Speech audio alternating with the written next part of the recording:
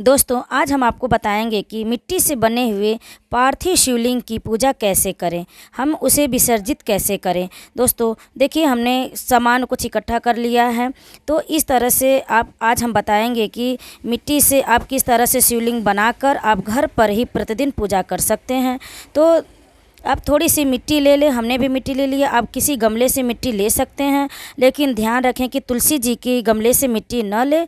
बाकी किसी भी गमले से आप मिट्टी लेकर उसमें थोड़ा सा पानी डालकर आप शिवलिंग बना लें। उसके बाद किसी पात्र को लेकर, आप किसी बर्तन को लेकर उसमें एक अच्छे बर्तन, पूजे वाले बर्तन जो रहता है, आप उसे रख कर उसमें शिवलिंग रख लें। देखिए हमने शिवलिंग रख लिया है, आप भी उस तरह से शिवलिंग बनाकर रख लें। उसके बाद आप घर में ही शिवलिंग की पूजा करें। तो आप सर्वप्रथम गंगा जल से शिवलिंग की पूजा करें।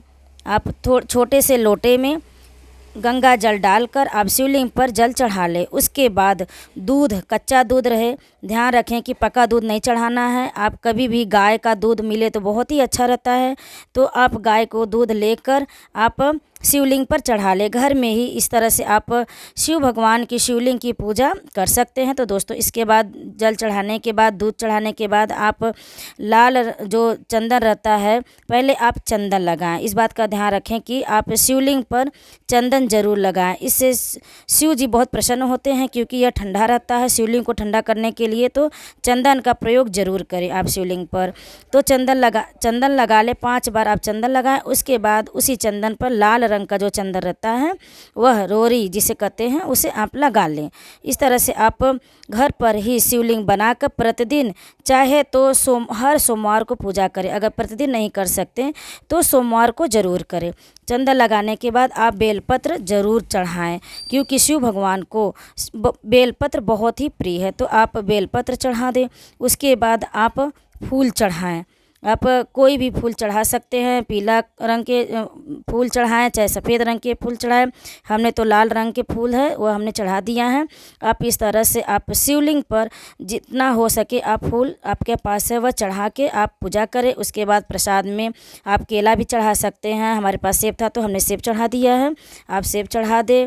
और उसके बाद आप शिव भगवान को शिवलिंग पर मिश्रित चढ़ा सकते हैं। आप चीनी भी चढ़ा सकते हैं, कुछ भी मीठा गुड़ है वह भी चढ़ा सकते हैं आप। उसके बाद वस्त्र के रूप में रक्षा है वह चढ़ा दें, हमने भी देखिए चढ़ा दिया है। और दान के लिए आप 1 रुपये 2 रुपये दान में अवश्य चढ़ाएं। शिवलिंग पर चढ़ाने के बाद इसे आप दान कर दें। और उसके बाद आप शिवलिंग के सामने आप दीपक चढ़ाएं और चावल, अक्षत, शिवलिंग पर चावल ज़रूर चढ़ाएं। यह बहुत ही शुभ होता है, सुख समृद्धि का प्रतीक होता है।